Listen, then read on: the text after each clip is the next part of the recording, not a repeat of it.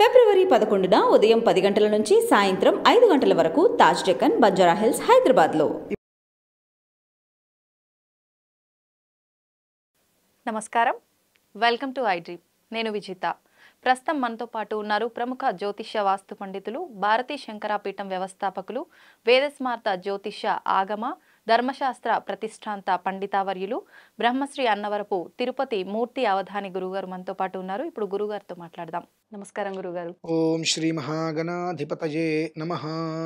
గురుగారు, మీరు ఇందాకటి వీడియోలో ఒక మాట అన్నారు, అగ్నిహోత్రంలోకి దిగి నేను హోమం చేస్తుంటాను అని. అలా ఎలా సాధ్యం అవుతుంది గురుగారు? దాని వెనకాల ఏదైనా రహస్యం ఉందంటారా? రహస్యం అయితే ఉందండి. రహస్యం ఉన్న తర్వాత బయటికి చెప్పకూడదు కదండి. పర్లేదు, మేము తెలుసుకోవాలనుకుంటున్నాం గురుగారు. ఏం లేదమ్మా, భగవద్ ఆరాధన. మనం ఒక మంత్రాన్ని ఆరాధించేటువంటిప్పుడు లేదంటే ఒక ఆరాధన చేసేటప్పుడు ఎదురుకుండా కూర్చున్న జనాలు ఎంతమంది అనేటువంటి ఆలోచనలో ఉంటే మనకు మంత్రం సిద్ధింపబడదు. మంత్రం సిద్ధింపబడటం కోసం చలికాలంలో ఇక్కడి వరకు చల్లటి నీళ్ళలో ఉండి జపం చేయాలి. నేను రిషికేశ్లో, మీరు ఎప్పుడైనా ఒక్కసారి వీలుంటే రిషికేశ్ వెళ్ళండి. 360 రోజులు అక్కడ వేలు పెడితే గడగట్టేస్తుంది ఒక రకంగా చెప్పాలంటే, అంత చల్లగా ఉంటాయి నీళ్ళు. అటువంటి నీళ్ళల్లో పీకల వరకు అంటే ఇక్కడ వరకు మునిగి కూర్చుని జపం చేయాలమ్మా. అంటే ఏంటంటే అన్నిట్లని కూడా మన శరీరాన్ని వదిలేసేయాలి. ఇంద్రియాలకి అతీతంగా, ఇది ముట్టుకుంటే కాలుతుంది, ఇది చలేస్తుంది, దుప్పటి కప్పుకోవాలనేటువంటి వదిలేసేసి ఈ జీవితం అనేటువంటిది భగవంతుడి యొక్క నామస్మరణతో ముడిపడి ఉన్నది, జీవితం అంతా అక్కర్లా కొన్ని రోజులు ఉన్నది అనేటువంటి విషయంలో వదిలేసినట్టయితే పంచభూతాత్మక శక్తి మనల్ని ఏమి చేయదు, మనల్ని వదిలేస్తుంది. అది అగ్నిహోత్రంలో ఉంటే కాలదు, వర్షంలో ఉంటే తడవము, చలిలో ఉంటే చలి వేయదు, ఎండలో ఉంటే ఎండ తగలదు. ఇవి ఆత్మతత్వాలు అంటారు ఇవన్నీ కూడా. అంటే ఆత్మన్నిత్యామంత్రయత, దాన్ని స్తుతిస్తూ వెళ్ళాలి మనం. మీరు అడిగినట్టుగానే కొంతమంది మీరు ఏమన్నా ఒంటికి రాసుకుంటారా, పూసుకుంటారా అని అడిగారు. నేను మీ వీడియో చూసినప్పుడు ఫస్ట్ ఎలా సాధ్యం అవుతుంది అసలు, మనం కిచెన్ లో స్టవ్ దగ్గర ఉంటేనే వేడి అంత అంటే వస్తుంది, అలాంటిది మొత్తం హోమగుండంలోనే ఎట్లా సాధ్యం అవుతుంది అని చెప్పి. అంటే నేనన్నా వాళ్ళతోటి, నన్ను మీ ఇంటికి తీసుకువెళ్ళండి. నేను ఏ రోజైతే హోమం చేస్తామని అంటానో ముందు రోజు మీ ఇంటికి తీసుకువెళ్ళండి. మీ ఇంట్లో పడుకుంటాను, మీరే నీళ్ళు ఇవ్వండి, స్నానం చేస్తాను, మీరే బట్టలు తీసుకొచ్చేవండి, అవే కట్టుకుంటాను, మీరు దగ్గర ఉండి నన్ను తీసుకెళ్ళండి. నేను లోపలికి దిగుతా. దిగిన తర్వాత అందులో 20 నిమిషాలు ఉంటానా, 40 నిమిషాలు ఉంటానా, ఓకే. పైకి వచ్చిన తర్వాత నేను నాస్తికత్వాన్ని ఈ క్షణంతో వదిలేస్తున్నాను, ఆస్తికత్వం తీసుకుంటాను, భగవంతుడు ఉన్నాడు అని చెప్పి సభాముఖంగా నమస్కారం చేస్తారా అని అడిగా. ఆ విషయాన్ని వదిలి పక్కన పెట్టేశారు ఇంకా దాంట్లో. ఎందువల్లనంటే భగవంతుడు ఉన్నాడు, శక్తి ఉన్నది అని వాళ్ళకు కూడా తెలుసు. కానీ వాళ్ళకంటూ ఒక నేమ్ ఫేమ్ రావాలంటే ఏదో ఒకటి పట్టుకోవాలి. ఆ పట్టుకునేది ఏంటి, దేవుడు ఉన్నాడు, మంత్రం ఉంది, శక్తి ఉంది అంటే చిన్నగా వస్తుంది నేమ్ ఫ్రేమ్.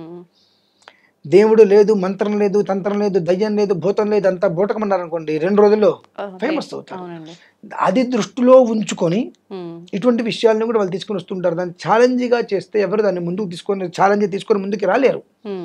ఇది ఎక్కడా కూడా మన ఒంటికి శరీరానికి ఏదో పూసుకోవడం ఏమి ఉండదమ్మా. అగ్నిముఖా వై దేవాశ్చందోభిరిమాన్ లోకాననపజయ్యమభ్యజయన్ను వైశ్వానరాయ విద్మహే లాలీలాయ ధీమహి తన్నో అగ్ని ప్రచోదయాతు. అంటే ఆ చేసేటువంటి మంత్రాన్ని అనుష్ఠానం చేసుకొని అగ్నిహోత్రంలో దిగి జ్వాల వెలిగించిన తర్వాత అది ప్రజ్వలిస్తూ ఉంటుంది. ఇలా కూర్చుంటే అంత ఎత్తు చాలా జ్వాలలు బాగా వస్తూ ఉంటాయి. అందులో ఇంకా ఎండుగడ్డి కూడా వేస్తూ ఉంటాం. ఒక్కొక్కసారి మామూలుగానే మంట వస్తూ ఉంటుంది, ఆ ఎండుగడ్డి వేస్తే ఇంకా వేడి కూడా ఎక్కువ వస్తుంటుంది. ఆ ఎండుగడ్డి కూడా వేసేసి ఆ సమిధలు పెట్టి లోపల కూర్చున్నప్పుడు, నేను అక్కడ లోపల ఉన్నప్పుడు నన్ను మీరు చూస్తున్నారా, వాళ్ళు చూస్తున్నారా, వీళ్ళు చూస్తున్నారా అనేటువంటి దాని మీద కనుక దృష్టి పెట్టాము అని అంటే నుంచి బయటికి రాలేమమ్మా. అగ్నిహోత్రుడు అంటే ఎవరండి? పైలోకానికి మనకు పోస్ట్ మ్యాన్. అంటే అగ్నికి మనం ఇచ్చేటువంటి ఆహుతులు అన్నీ కూడా ఏ దేవతకైతే మనం చేస్తుంటాం ఆ దేవతకి ఆవిర్భాగాన్ని అందించేటుంటాడు అగ్నిహోత్రుడు. ఆయనకి మన మీద ఎందుకు కోపం ఉంటుంది? అలా అని చెప్పి దేవతల మీద కూడా ప్రేమ ఉండదు. నిస్వార్థపరుడు, అన్నిట్లోనే నిస్సంకోచంగా దహించి వేసేస్తాడు. సమస్య లేదు. కానీ అక్కడ మనం ఉన్నటువంటి విధానం, ఆంజనేయ స్వామి వారి తోకకి నిప్పంటించినప్పుడు మొదట్లో చాలా బాగా మండినప్పటికీ కూడా సీతా అమ్మవారు ఎప్పుడైతే అగ్నిదేవుడికి నమస్కారం చేసుకుందో వెంటనే ఆంజనేయ స్వామి వారి తోక కంటుకున్నటువంటి మంటలన్నీ కూడా పిల్లగాలుగా అయిపోయినాయి. అది ఎలా అయితే ఉన్నదో అదే రకంగా మనం అక్కడ కూర్చొని చేసేటువంటి విధానంలో మనుషులు జనాలు చూస్తున్నారా ఎవరు చూస్తున్నారా అనేటువంటి దానికన్నా అగ్నిహోత్రం లోపల నేను ఎక్కడున్నాను, అగ్నిహోత్రుడు ఎదురుకుండా ఉన్నాను, నా ఎదురుకుండా అగ్నిహోత్రుడు ఉన్నాడు. అగ్నయే నమః హుతవహాయ నమః హుతాశనే నమః కృష్ణవర్త్మనే నమః దేవముఖాయ నమః సప్తజిహ్వాయ నమః విశ్వానరాయ నమః జాతవేదసే నమః అనుకుంటూ 8 నామాలతో అగ్నిహోత్రుని మనం ఆవాహన చేసి అక్కడ కూర్చున్నప్పుడు మనం చేసేటువంటి మంత్రం అగ్నయే స్వాహ, అంబాయై స్వాహ, దులాయై స్వాహ, అగ్రయంతియై స్వాహ, మేధయంతియై స్వాహ, ఏ స్వాహాకారం మనం చేస్తున్నాం, ఏ ఆహుతులు వేస్తున్నాం ఆ ఆహుతులని ఆ అగ్నిహోత్రుడు ఆ సర్వేశ్వరుడైనటువంటి ఈశ్వరుడికి ఏ ఏ దేవతకి అయితే మనం అర్పిస్తున్నామో ఆయనకి అర్పిస్తున్నాడా లేదా అంతవరకే మన ధ్యాస ఉండాలి. అందుకని కొన్ని ఆహుతులు వేస్తున్నప్పుడు మంట ఒక్కసారిగా పైకి ఎదుగుతూ ఉంటుంది, కొన్ని ఆహుతులు వేసినప్పుడు మంట రాదండి. అంటే మన లోపల ఉండేటువంటి జిజ్ఞాస జనాల మీద కానీ అక్కడ కానీ ఇక్కడ కానీ ఉన్నట్లయితే కనుక ఆయన ఆహుతి పంపించాడు పైకి, అక్కడే వదిలేస్తాడు. అందుకనే పొగ విపరీతంగా వస్తుంటుంది. కొన్ని హోమాలు చేస్తూ ఉంటే మంట రాదు. అంటే ఏంటంటే నువ్వు చేసినట్టు హోమం నీకు ఫలించలేదు. కొన్ని అక్కడ కూర్చొని చేస్తున్నప్పుడు లోపలే కూర్చుంటాం, మంట అనేది పైకి వెళ్తూ ఉంటే ఆ స్వాహాకారం వెంటనే ఆ ద్రవ్యాన్ని ఈశ్వరుడు తీసేసుకుంటున్నాడు ఆహుతిని అనేటువంటి విధానం అక్కడ మనకు కనిపిస్తుంది. ఆ విధానంలో మనం కేవలము కూడా ఆ మంత్రారాధనతో మంత్రం మీద ఉండేటువంటి శక్తి దాన్ని సాధించేటువంటిప్పుడు చేసినటువంటి ఏదైతే కనుక మంత్ర విధానం అయితే మంత్ర విధానం మనం జపం చేసుకునేటప్పుడు తీసుకునే దీక్ష, ఆ దీక్షా విధానము అక్కడ కూర్చున్నప్పుడు మంత్రశక్తి మన దృష్టి ఆ 3 అనుసరించి అక్కడ కూర్చుంటాం కాబట్టి కనీసం మాత్రం వేడి అనేటువంటిది కూడా మనకు తగలదమ్మా. ఆ కూర్చుంటే నిలబడినా అంత తెత్తు మంటలు, ఆ మంటల్లోనూ మళ్ళీ ఒంగుని కింద కూడా కొన్ని మేము చేసి లేస్తూ ఉంటాం. అయినప్పటికీ కూడా కట్టుకున్నటువంటి వస్త్రం కూడా కొంచెం చిన్న దారం కూడా అంటుకోదమ్మా. అది యోగం కేవలం. సర్వకాల సర్వావస్థలు ఎందుకు సాధ్యపడుతుందా? దానికి కొన్ని ప్రత్యేకమైనటువంటి సమయాలు ఉంటాయి. ఆ సమయాలలో చేసినప్పుడు అది భగవంతుడు తీసుకుంటాడు. పబ్లిక్ కోసము జనాలు చూడాలన్నటువంటి చేస్తే మన శరీరం తగలబడుతుంది ఖచ్చితంగా, అందులో సందేహమే లేదు. జనాలు చూసేటువంటి దానికి కాకుండా మనం చేసేటువంటిది భగవదారాధనగా చేస్తున్నప్పుడు జనాలు చూస్తాం, అది వేరు.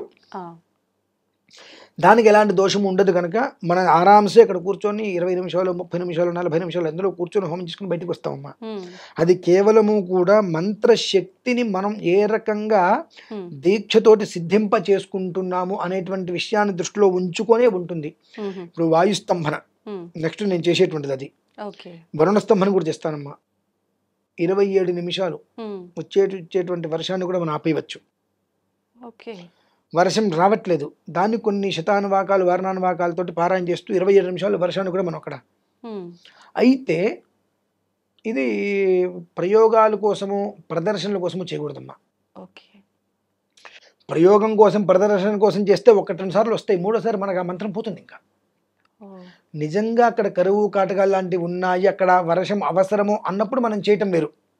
అంతేకాని అంటే మీరు వర్షం తెప్పిస్తారు కదండి, మంత్ర ప్రయోగం చేయండి అంటే ఇప్పుడు నేను కనుక మంత్రాన్ని ఉపయోగించి కనుక వర్షం తెప్పించినట్టయితే కనుక నాకు వీళ్ళందరూ భక్తులుగా అయిపోతారు, నేను గొప్పవాడిని అవుతాను అనుకుంటే 2 సార్లు వస్తుంది, 3వసారి ఈ శక్తి మొత్తం వెళ్ళిపోయి శక్తిహీనుడైపోతాడమ్మా.